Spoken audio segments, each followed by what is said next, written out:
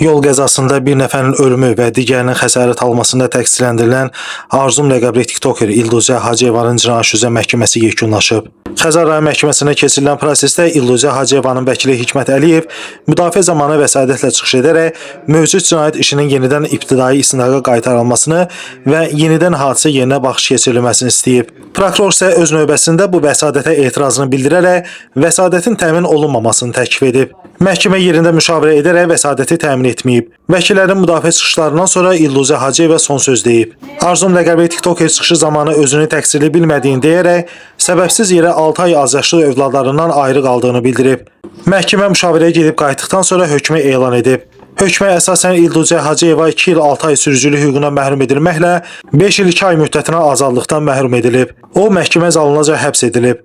Xatırladaq ki, ötən prosesdə dövlət ittihamçısı Nərmin Tahirzadə məhkəməyə tiktokerin 5 il 9 ay müddətinə azadlıqdan məhrum edilməklə məhkəmə zalından həbs olunmasını təklif etmişdi.